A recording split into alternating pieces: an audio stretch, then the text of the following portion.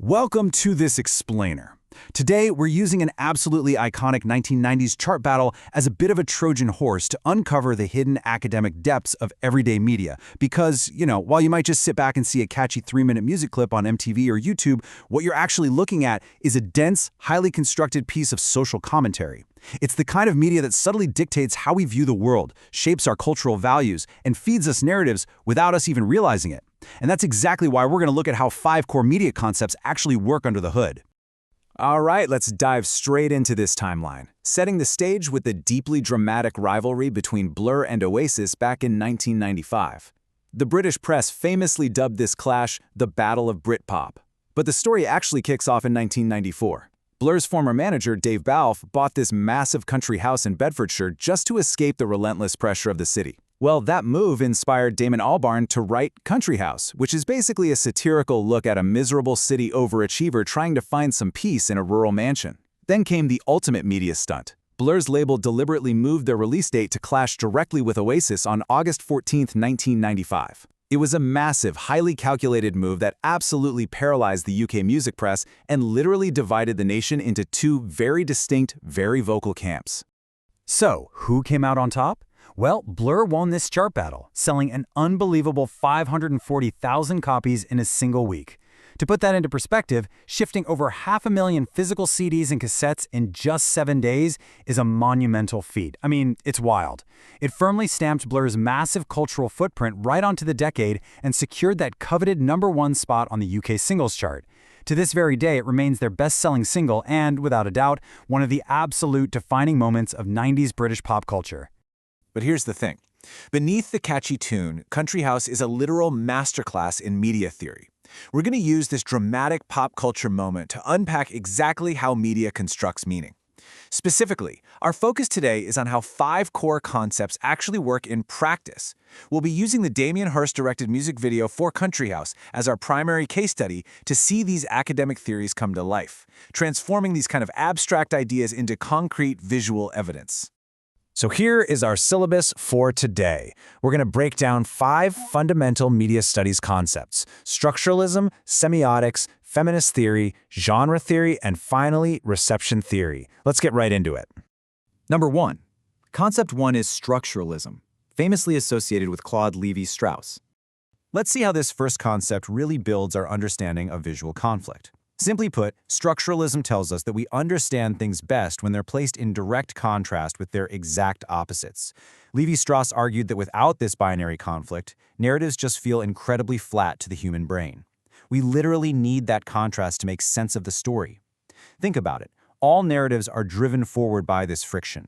Good versus evil, nature versus technology, or, in the case of 1990s Britpop, the working class versus the upper class. By setting up these opposing forces, media creators immediately give us a framework to understand exactly what we're watching.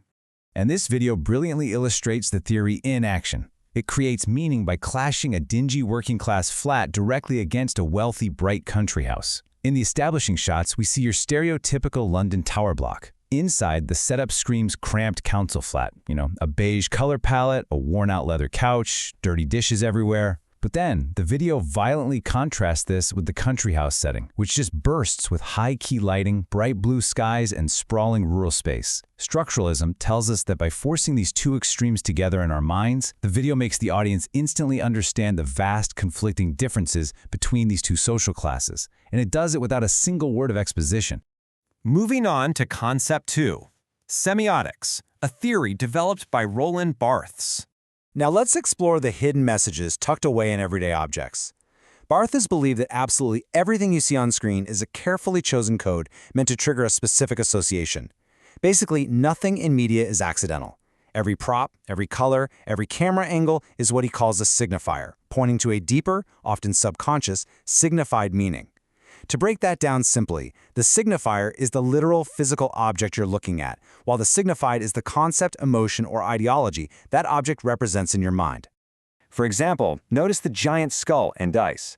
These aren't just random quirky props, they're semiotic codes signaling a pressurized capitalist lifestyle and the sheer inevitability of fate. In the video, the characters are literally trapped inside a giant life-size board game called Escape from the Rat Race. The video frequently cuts to a close-up of an actual rat, acting as a direct symbolic code for the exhausting, repetitive lifestyle of a wealthy businessman. The giant dice and the grotesque skull further signify chance, fate, and death. And this is perfectly reinforced by the audio cues. The lyrics explicitly mention reading the French novelist Balzac and knocking back the antidepressant drug Prozac. Put it all together, and these visual and audio semiotic codes communicate the profound unhappiness and anxiety lurking right beneath the surface of financial success. All right, on to concept 3, feminist theory, specifically looking at the work of Lisbeth von Zeunen. Our third concept looks at gender representation, which is absolutely crucial given the heavily male-dominated lad culture of 1990s Britpop. This lens asks us to evaluate whether a piece of media empowers women or if it reduces them to stereotypes for the male gaze. Back in the 1990s, this ideology of lad culture had taken a really firm hold in the UK, heavily celebrated by widely circulated men's magazines like Loaded and FHM. For international or younger viewers, it's honestly hard to overstate just how pervasive this was.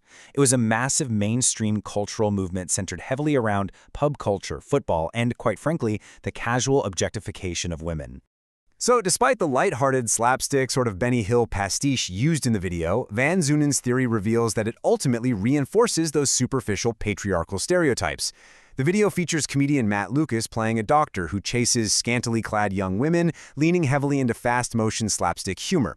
Now, while you might argue the tone is purely comedic and satirical, Van Zeunen's framework shows us that this representation of women remains highly superficial.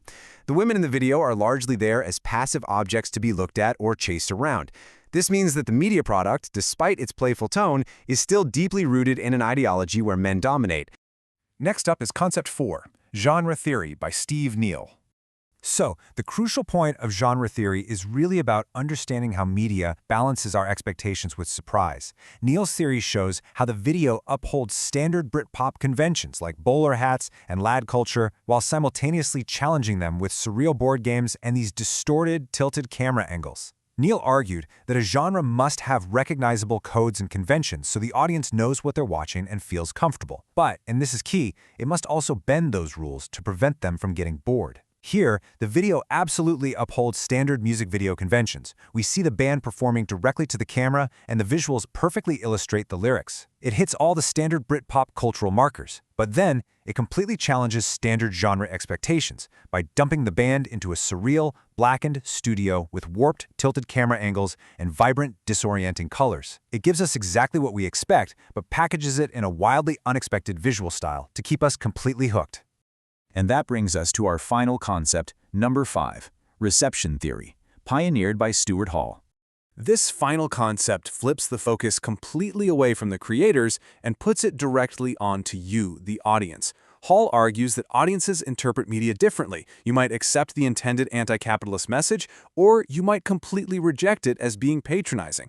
According to Hall, media is encoded with a message by the creator, but it has to be decoded by the audience. The preferred reading, basically what Blur wanted you to think, is that the capitalist system is a soul-crushing rat race and chasing wealth will only lead to misery and death. But audiences aren't just passive sponges. Some viewers adopted what's called an oppositional reading. They looked at Blur, a band mostly from middle-class backgrounds, singing a satirical song about a rich executive in fake working-class accents, and felt it was entirely patronizing. Authenticity was the absolute core currency of Britpop, and to the actual working-class audience this movement was supposed to represent, this felt a bit like mocking. It's the exact same video, but with an entirely different meaning depending on who presses play. So, why does all of this matter? Well, understanding how these 5 core concepts work matters because it empowers you to actively deconstruct the daily media you consume, rather than just passively absorbing it. By understanding how structuralism uses conflict to build narratives, how semiotics plants codes in everyday objects, how feminist theory uncovers underlying patriarchy, how genre theory plays with our expectations to keep us engaged, and how reception theory proves our own biases shape meaning, you realize that nothing on a screen is ever just entertainment. It is all carefully, meticulously engineered. I really hope this explainer has sparked your curiosity to look a little closer at the media around you. Because once you know how these 5 core concepts work, I promise you, you can never look at a screen the exact same way again. Thanks so much for joining me on this deep dive. Keep questioning what you see, and remember to ask yourself, next time you watch a music video, what ideology are you really consuming?